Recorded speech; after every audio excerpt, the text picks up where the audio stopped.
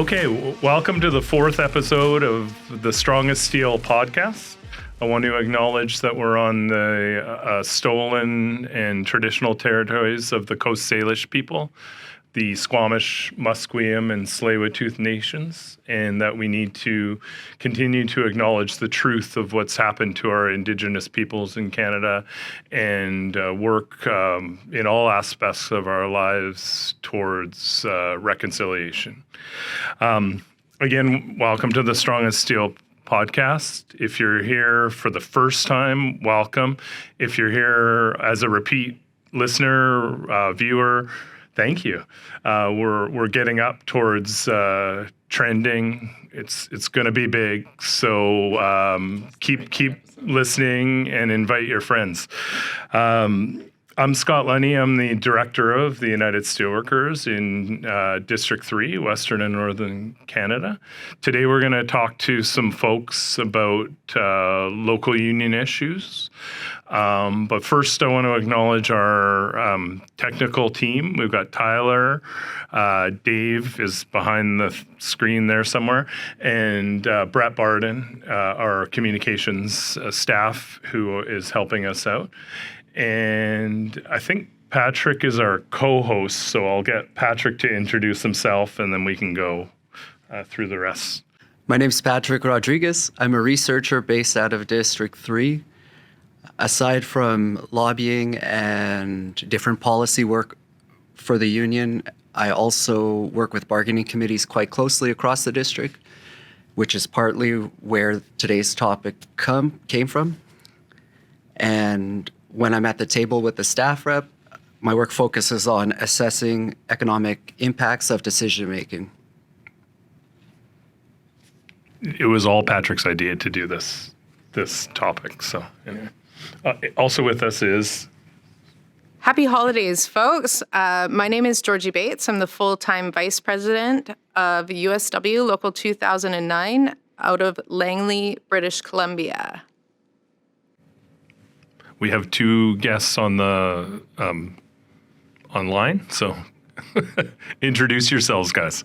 Hi, my name is Warren Luky, Thompson, Manitoba, president of the United Steelworkers Local 6166. And I'm Mike Day at Regina, Saskatchewan, president of Local 5890, representing the members at Evraz Steel.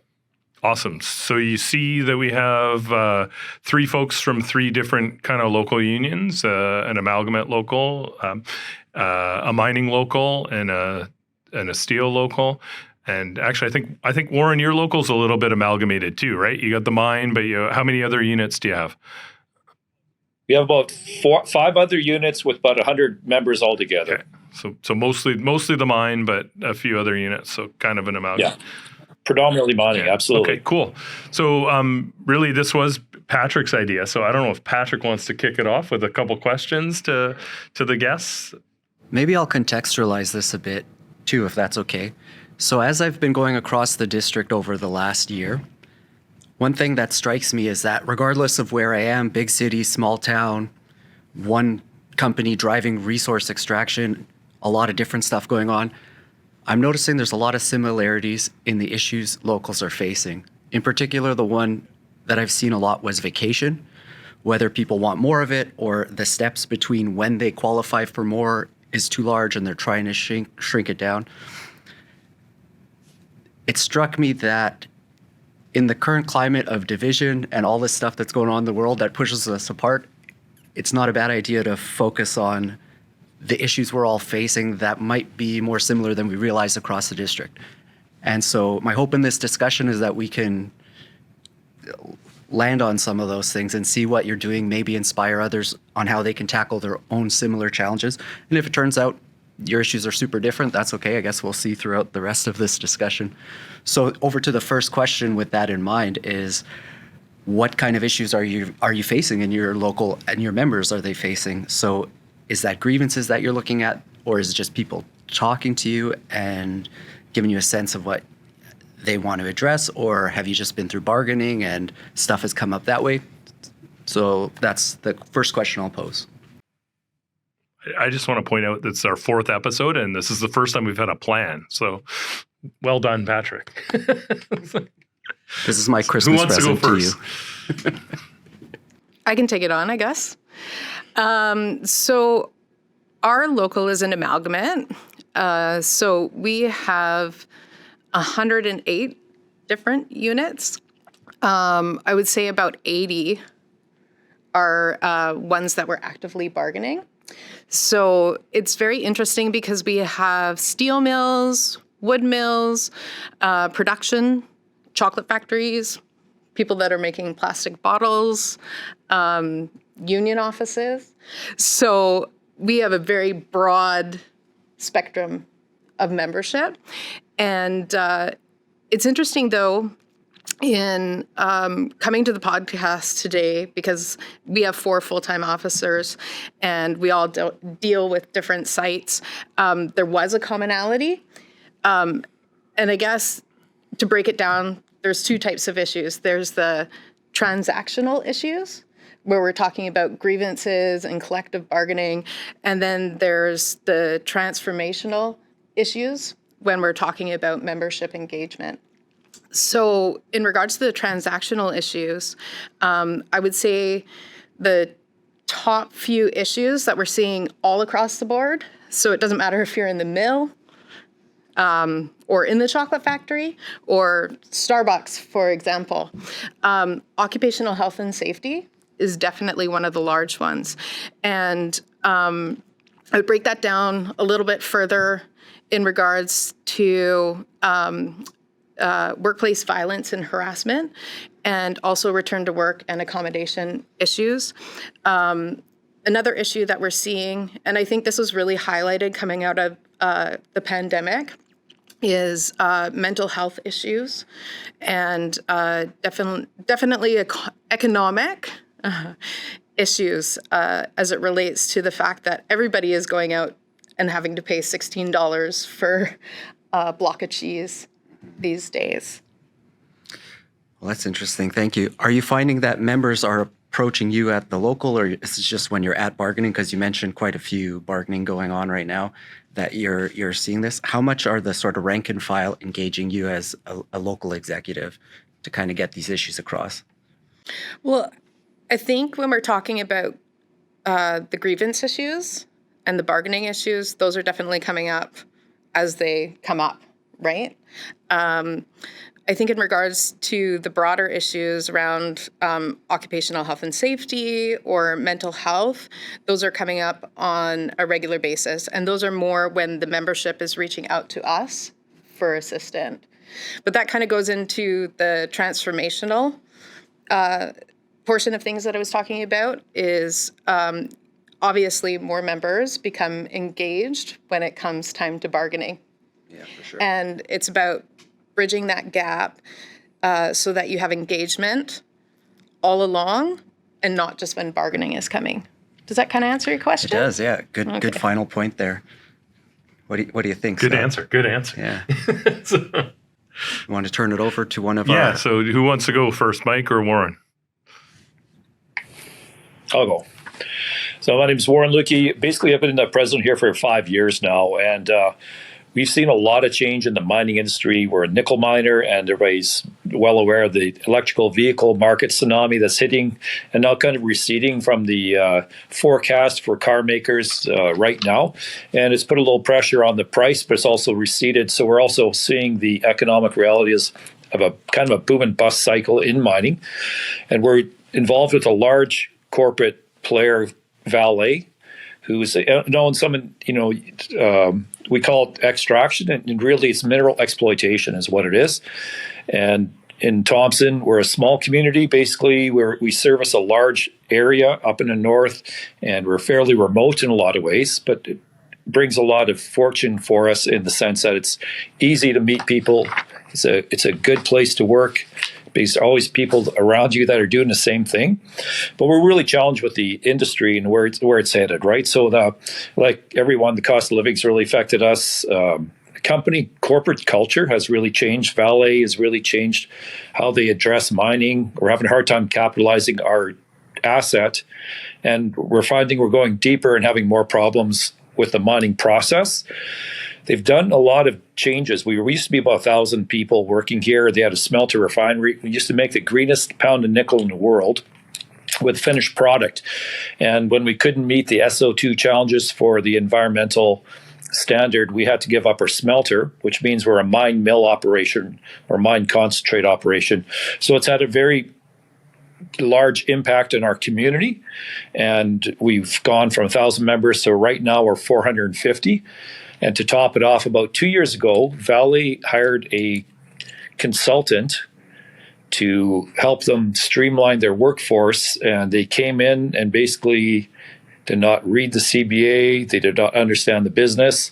And they cut 125 hourly jobs from our workforce. And they cut a large amount of the staff people from our workforce, which has had a detrimental effect with our ability to operate. The demographic of the workforce is basically we had baby boomers leaving. We're a knowledge-based industry, right? So as much as Valley thinks it has systems, the knowledge we have in the mining industry is huge, and it helps us get ore out of the ground to our customers safely, right? We've been struggling ever since we've had that cutbacks. We've got our grievances in for contracting out, and we're going to be heading to we're heading to arbitration, I think, February and April. And it's been a long time to get there, and we still don't know what we're going to win out of the deal. We hope to get full redress, and we're hoping an arbitrator will understand our position of when Valley cut our workforce to achieve their cycle. They've brought in contractors and actually paid them more money than what our workforce is making. It's had a detrimental effect on our not only everybody at work for the union side, but also for the staff side who took the cuts and saw how hard it is to operate on a very diminished headcount basis. So right now we're trying to recover from that. I kind of jokingly said whatever the consulting group got paid by Vale, their competitors paid them more. Everybody who left our industry went to industry elsewhere. We lost skilled trades. We can't recoup them. And we're really struggling to get the skills-based work people back here. We have to grow our own. So and everybody across Canada, they're saying they can't find workers. We really put ourselves in a very disadvantaged position with the help of the consultants at the time, right? So we're struggling with that. And I think like everybody, we're also in the same economic realities. The cost of living is going up, and we had a difficult contract year 4 years ago. We're going to the table next year.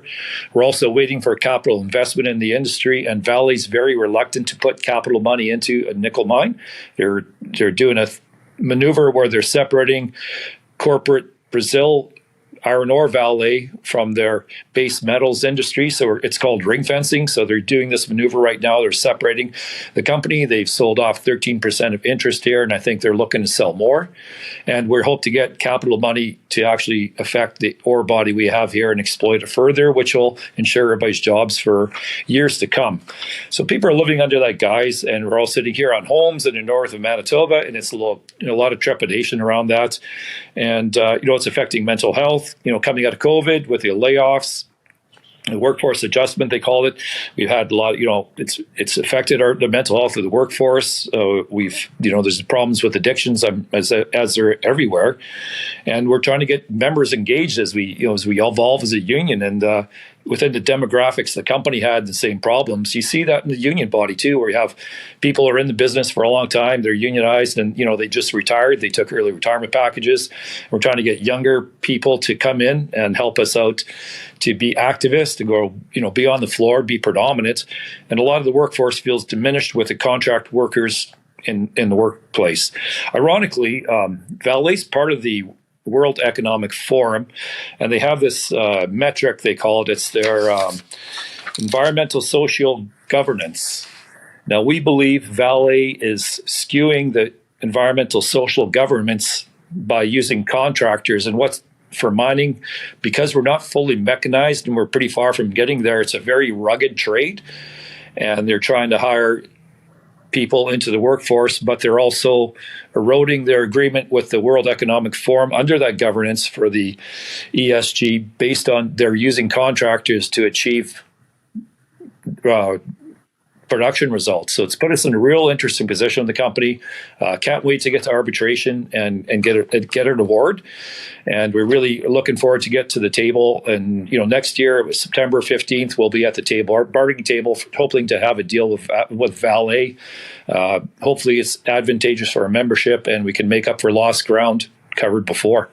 That's kind of a long nutshell where we're at. So. Thanks, Warren. And just so folks who are listening or watching don't know, Thompson's how many people in the community? Roughly 13 to 15,000 people in the town. So it's a big impact when things are going on at the mine. It's an impact on the community, not just the workers and the local and the staff that work there. It impacts the entire community. And think about contractors coming into a community that's pretty far away from the next biggest community, and then taking the money out of the community from that as well, which is just not only wrong but not helpful to the community at large. Yeah. Could I ask a couple follow-ups there? Sure. So the contractors, are they doing work your former members did, or are they doing something unrelated? They just are on site, or are you literally mining side by side with contractors? So that's a good question, Patrick. We have a very strong language on our collective bargaining agreement around contracting out. The contractors, when they do capital development and specialized skilled work we didn't perform before, that's accepted within the agreements. Now, what they've done is they've actually taken and laid off people and used contractors to fill those exact same jobs in all the trades and in production mining, which we've given work to contractors here in town who come from all over Canada. They come here in a camp, stay in hotels, they do work, and then they leave, taking the money out of our economy, right, and our home. That's sort of the bridge into my next question, which was, do they live in this small community or are they coming from all over? But it sounds like they're coming from all over. However, some do live here, right? There's such an established contracting out practice here that they live here by virtue of that work's gone out, and we can't find enough people to fill the mine, basically, to work in it. Right now, the complexing thing for us is they're paying the contract workforce a lot more than we get paid. They call the fringe, you have your wage plus your fringe rate that basically gives you a cost to your workforce. It's just defying gravity right now. And I think a lot of companies are learning they're going to have to pay more for labor. Mm-hmm. But this is not helping our membership at all. It's it's very disenchanting for the workforce, and a lot of people in the workforce feel devalued, right? So that's kind of where we're at. And final question, which maybe you don't want to answer, and that's okay, but will this arbitration you're talking about, will that butt up to bargaining, or you think that'll be wrapped up beforehand? Or is that... Well, we're going to get some of them done before we get to the bargaining table, which is excellent, and then that'll set the tone for what bargaining is going to look like. Put the economics aside, as we really think we have a strong case, and my position is if we can't win these contracting out arbitrations with our language, it's disadvantaging for the unions across Canada. So it's really important for everybody to understand where we are, and that our success is going to be everyone's success at the arbitration hearings. Thank you. And the reason I'm hesitant to ask these questions is I don't want you giving too much strategy away, because I know Valet's probably got people who are going to watch this at some point if you're in it. Well, they know what I think, Patrick. Don't worry. Very good. Very good. Over to you. That'll up our listenership, though, right? If there's Valet, yeah. It's going to be big in Brazil. Mike, maybe you can chime in about the big issues facing you guys in Regina at the steel mill. A lot of them are we're on the same boat as Warren has there. It sounds awful familiar. At our peak capacity, we're just over 1,000 members, and right now we're currently roughly about 450. For the last 2.5-3 years, we've been facing long-term major cutbacks. Our tubular division, we have a steel division, an office technical division, and a tubular division. And the tubular division has faced numerous cutbacks over the years. Roughly, we're down to about 35 to 40 members over there in production and maintenance. And that has historically been the company's large employment area. area. It doesn't do well that the oil and gas sector in Canada has taken a hit over the last few years, and pipelines is still kind of a dirty word, but that's what we do, and have been pushing along with the district and the national on using Canadian-made product. But we're at a position here right now where 600 of our members are sitting at home and had to find other employment, and this doesn't just affect the members here. There's a lot of indirect impact to the community. Regina is not a large center, not quite as small as Thompson, obviously, but we have a lot of issues around here too. We got Wasco, who's part of the amalgamate here, and Weed City Metals, all kinds of things that have indirect impact to what goes on at Evraz Steel. But we face a lot of issues, like when it comes to our membership, they're facing, our grievance process. We ratified our contract March of 2022, and we're already at 255 roughly grievances. The company has always been historically delaying on timelines, discipline. They don't know, they've never seemed to really follow the collective agreement as it's outlined. And we're always fighting that way. But right now, the biggest impact for us on our membership and the community is the amount of layoffs that have gone on. This has been a problem. We can go back to when Trump was using 232 and the tariffs and duties that started impacting Canadian steel and aluminum. We were fighting then, and we're continuing to fight now on lack of work. And our members, hopefully, we might have some good news in the near future. But right now, 2023, 2024 still even doesn't look very solid for our membership here. For those who are watching that may not be in the steel industry or following trade that closely, can you explain what you meant there by the 232 and tariffs and all that stuff, and how that impacts you? That's when President Trump. We go back. It seems so long ago because I'm in my third term here as president. It seems like this was everything that's gone on for us here. Between we're in a position where. And I didn't mention it, obviously you don't know. Evraz is a Russian-owned company. We're up for sale. The name itself isn't very good, so we're having issues there.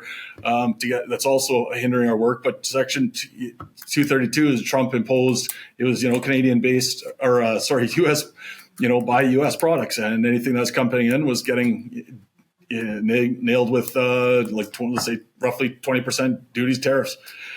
That really impacted our ability to get any work into the United States, whether it was small diameter product or even a large diameter line pipe. And we're slowly coming out of that. But it's, we got hit with the same issues. We got hit with the same stereotype that, the dirty players of the world, like the Chinese, the Koreans are doing dumping. And that was strictly not the case. We're a partnership for years, and Canada got hit with it, and slowly coming out of it. Thank you. And final question, at least for me anyways, do you think that when we can get this all resolved and things pick up, will the displaced members who are now laid off or doing other jobs, you think they'll be coming back, or will that be a struggle to find new skilled people or people who are willing to be built up? And how does that impact the local? We're definitely in foreign territory here with the local. With what's going on, because our large diameter mills, it's a skilled workforce. The mill's been there for over 60 years. It's been previous,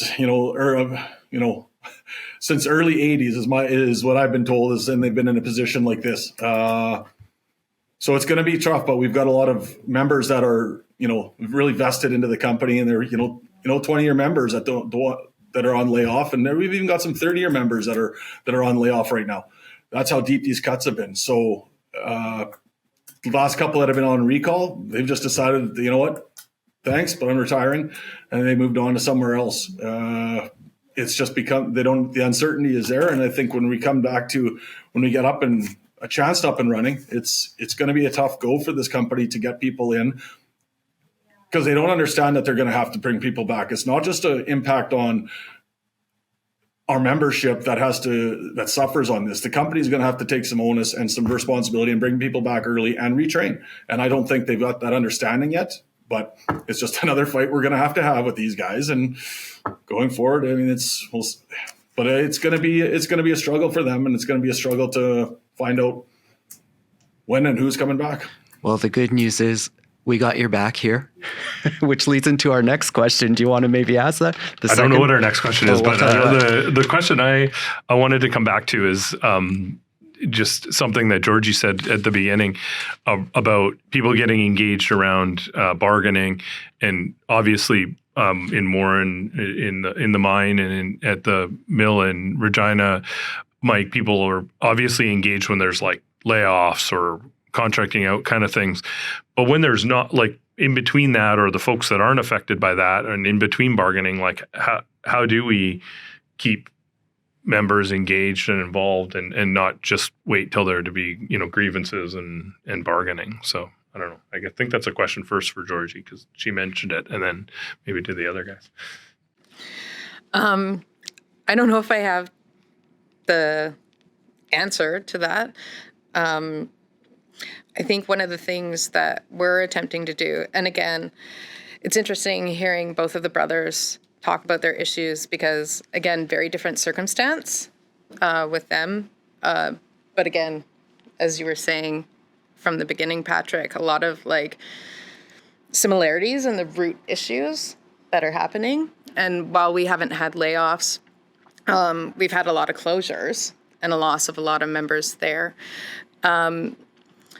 So engagement, I think is that what you were asking, Mr. Director?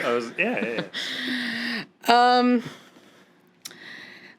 I can speak for myself. And again, we have 80 units, and each one of those units have unit presidents. And I would say at our executive board meetings, and again, our structure is a little bit different. We're not having a lot of folks show up. So what I started doing is actually phoning the folks that are in my units and trying to get them out. At our local, we're going to engage in outreach, basically an equity audit of our local. And again, very different. We're not at the sites every day. Our home sites that we come from, we're not there. And then we have to go out. I think I have 37 of them. So I don't know the specific answer to that, but I think moving away from just transactional relationships with our member into transformational. Like, for example, we just went last month to the International Women's Convention and brought 6 members that weren't stewards, that weren't their unit chairs. But I can tell you right now, they're all excited to become stewards and want to join the women's committee. So I think it's a trial and error type of thing. I think that we need to be chatting and reaching out to our members to find out what are the barriers to participation. Like when we look at our executive board meetings and who's there and who isn't there, actually just picking up the phone, talking to our members and saying, hey, you're not coming out? Why aren't you coming out? And it's, I don't know, as simple as that, in my opinion. Yeah, for sure. Do you guys have any to chime in on that, engaging members? I wish we did. I mean, we have we got a seasoned workforce here, and there's no real easy solution to that. We use the text message program set up by the National. It's not as well received by a lot of the membership, and we don't. It doesn't happen daily or weekly. There's not a lot of communication out that way. But membership meetings, stuff like that. But we have the majority of our executive is on the floor daily. Myself, I'm full time, so a lot of the guys that way have direct interaction with the membership. I try to get out there as much as possible, whether it's, there's the duty to accommodate takes up a lot of the meetings that I'm out there at. And so roughly about 75% of my meetings seem to be that right now. But we try to engage as much as we can, but it's never very easy. And it's the same thing, I think, with a lot of locals. Until it gets near to contract time, a lot of people really, they're trusting what's going on, trust the system, and are there. But I know I wish something was easier to get people more engaged, but it's tough sometimes. Can you expand on why the texts are not well received? Do you mean like people just don't want to hear from you, or the platform itself's no good? No, the platform itself is fine and everything else like that. It's just, the straight amount of members that have signed up. We don't even have, what I said, when we started the got on the text messaging program, we were at full capacity. And I think to date, I'd have to look to get the official number, but I bet you we don't even have what would have been at that time, let's say roughly 1,000 members. We probably don't even have 300 signed up for that. So, thanks. Yeah. Warren, any thoughts on that? Well, I think we're gonna go with the old-fashioned transition or transactional relationship stuff, where we do the Christmas party or the Christmas movie, hockey tournament, Labor Day event, and the King Monitor contest, right? So there's our 4 big outreaches into the community, where it brings some of our members in, put together a lot of volunteers. So that seems to work for a point. Some of the transformational ones those are much more harder to do, but when you do them, they seem to really get people in. So I think that's where the real effort needs to be spent. Now that we can train again post-COVID, it's going to be a little easier to get some people on board. We're stuck with funding it because we're a lot, our due structure is a lot different now. So our new financial realities change with the economic reality companies befallen on us, right? One thing is that the company does a good job of pissing off our members enough that they get engaged because they're angry, right? I think it's worked for everybody, right? So, but that's not the magic bullet for pulling in activists. However, it does work very good. We're also facing challenges that weren't there before. No one saw Facebook come and technology change how people interact with the world, right? That whole, the electronic thing is just there. And we're really fighting that. The old meeting style for unions is very difficult. We're lucky because we have penetration into the workforce here based on our structure is still based on a large membership, where we got, four worker safety reps. We got 3 people at the union hall, myself. We can go into the hall. We can go to workplace anytime. And those out there locals where, we look after the town of Churchill, those are harder for me to get to, understandably, but you have good people on the ground as the unit chairs there. That just goes a long way. Being able to train them goes a long way. And I think we're all sitting here wondering what's going to take to get people engaged. And, you can't leave it for the company to get them mad enough all the time. We're hoping to be really successful at bargaining. And I'm looking for ways. We do have people interested in bargaining because they were so disappointed in their last round with the company, where they left us and put us a little bit behind the ball on benefits and stuff. Now we're reaping the rewards of our attraction problem in the company, where we can't get people in because what we achieved at the table has changed, right? I think any local union who's achieving good work, good grounds at the bargaining table is going to have people engaged and attractive. And someone also said the same thing, and I forget who it was, but basically when they're happy, they're complacent, right? So it's a careful balance. And boy, if I had the silver bullet, I'd share it with everybody. Thanks. I don't know why we invited y'all. You don't have the silver bullet answer to it's like, come on. No, I think that's great insight from all of you.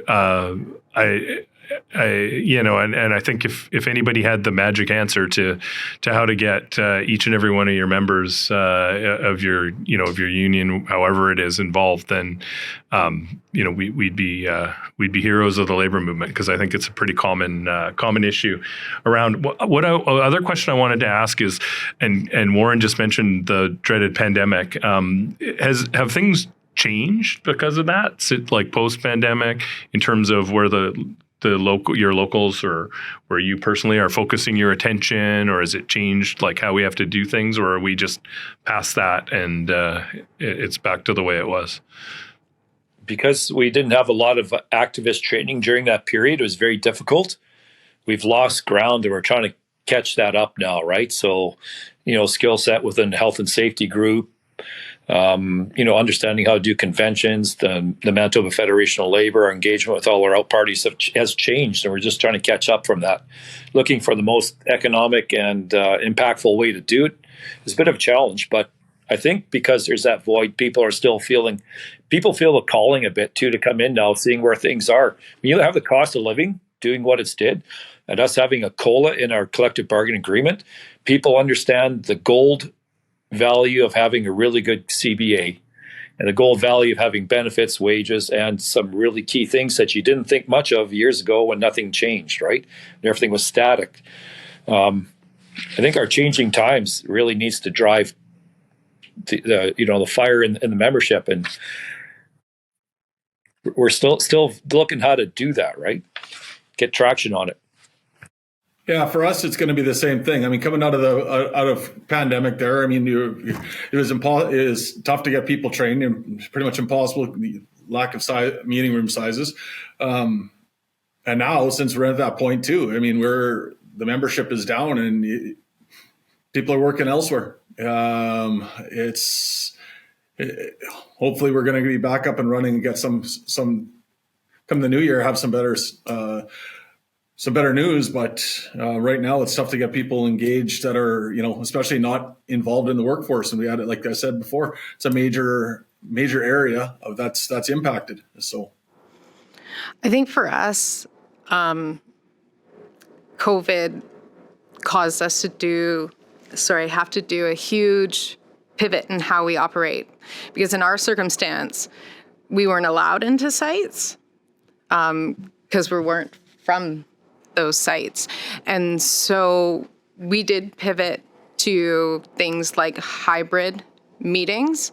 And interestingly enough, when folks on the Saturday could sit on their couch and Zoom into the membership meeting, we ended up having more members attend our executive board than we had pre-pandemic.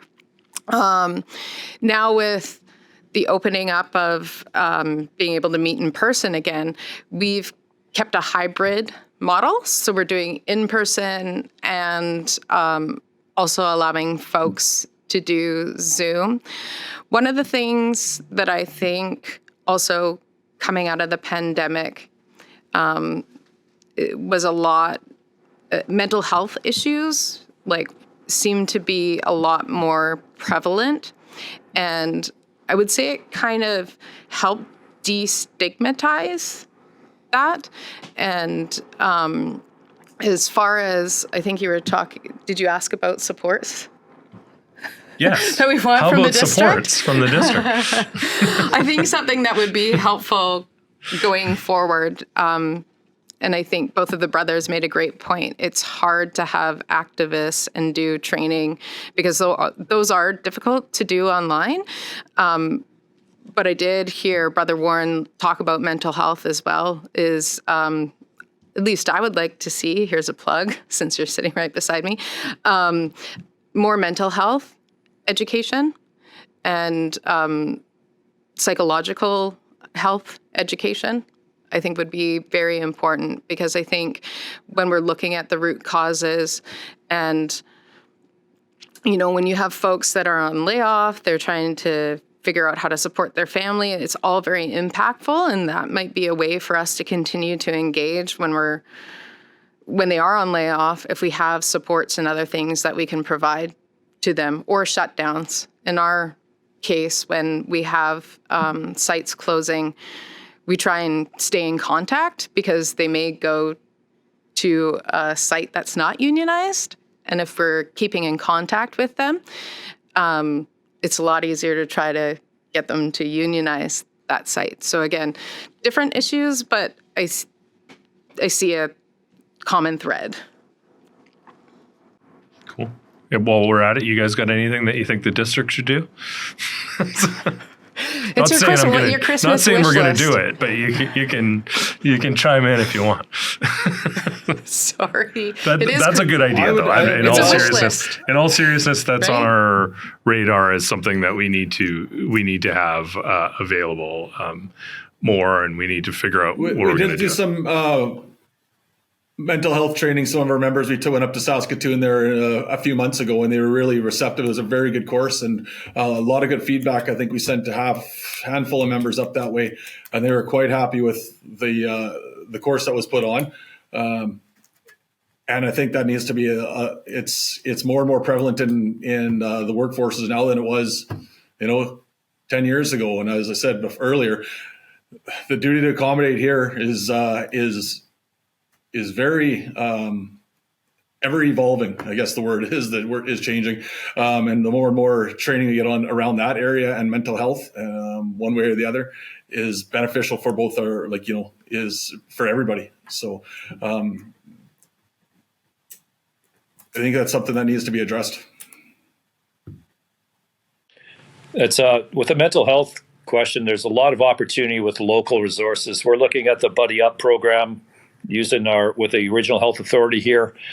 And it talks about, for us predominantly a male workforce, is the challenges around male suicide. And I think a lot of the homogeneous aspects is people they're willing to talk to each other now and fostering that communication with members within the members. So it really works when people can hear it and feel heard by a peer instead of having to go somewhere. So the more we can bring it to the workforce, the membership, I think the better traction it's going to have, and I think it's going to be a lot more effective than, people are changed. Like we had a mental health committee with a company during the pandemic, and we had to kind of step away from it because the company was taking their own track, right? So, and I think that's going to evolve for all of us. What it looks like, what does it look like for me to think someone has a problem or myself and get help or have it something closely available? I think that's one of the things unions have always been really strong about is looking after our own. And that's our golden kind of ticket to making sure our membership's okay. With a mental health component, working, you have to work close to the company, work with the health authority, the resources, and understanding that very well. It's the better you can traverse that, the more traction you're going to have for the membership. And we've been through those ugly scenes in the workplace where there's been, suicides. There's been, the problem is you don't see it. You see it, the addictions, you see and stuff in the workforce and all those signs, just dealing with them really is a challenge for a lot of members because a lot of it's not during work time. And I think that's our challenge. Gearing people up for the future. Yeah, for sure. Patrick, how far off of the schedule are we? We're going to start to wrap it up. We're doing great. We can definitely wrap it up. I had some thoughts on the engagement piece, but I don't know if there's time for that. Go ahead. But the quick version of that is, I see, okay, so you read things in the news about how society is sort of lonelier than it's ever been and people are isolated, especially during COVID and all this. And then at the same time, while the narrative is that we're like lonely and yearning connection, we're having a hard time engaging members. And that is such a conflict or tension that I'm trying to wrap my head around. And to me, it sort of speaks to the idea of like a union as a community hub is how we get organic engagement. We reach out when we need something a lot of the time. And usually that something comes with a lot of extra work on top of people's busy lives. And it's important work that has to get done. But there's often less of that like, hey, come kick it at the local hall. And, maybe there's some child minding so you can put your kid over here if you have one.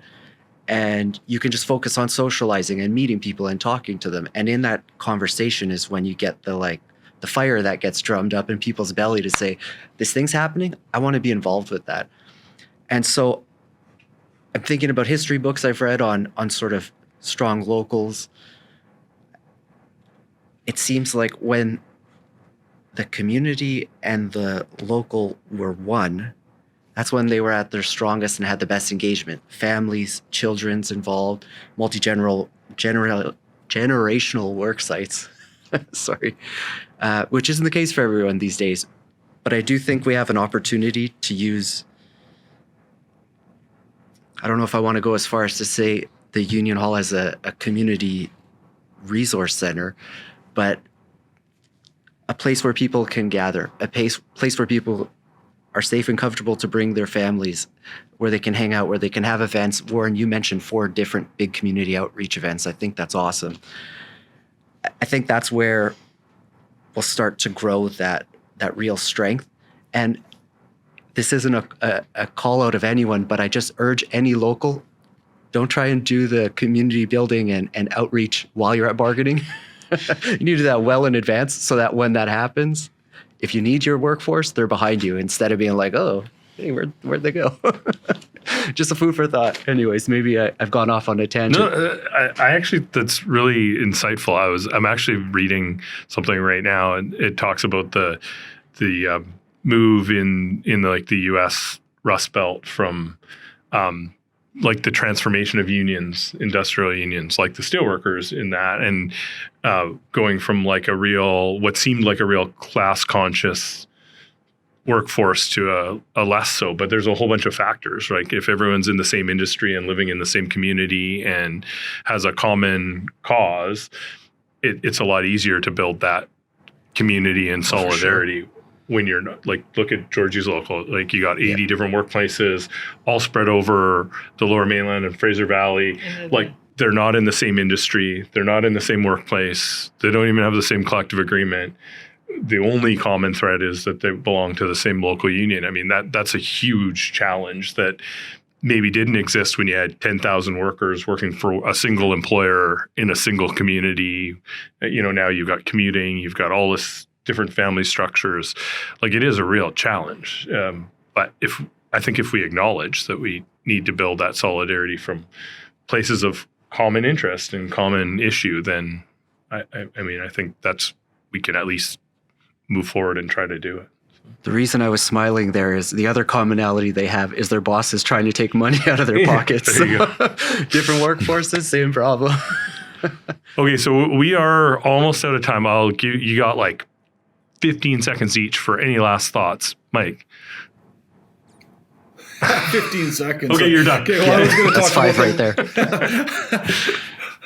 I was going to say, we talked about a little bit of the stuff that's going on, but I mean, our resources we've been using is a lot of the lobbying stuff, and I think we might have some good news coming forward on this. And it's been the district is, and the national, you guys have been a great help for us on that. There's some environmental aspect that's come forward from us as steel and being dumped steel that comes into the country, but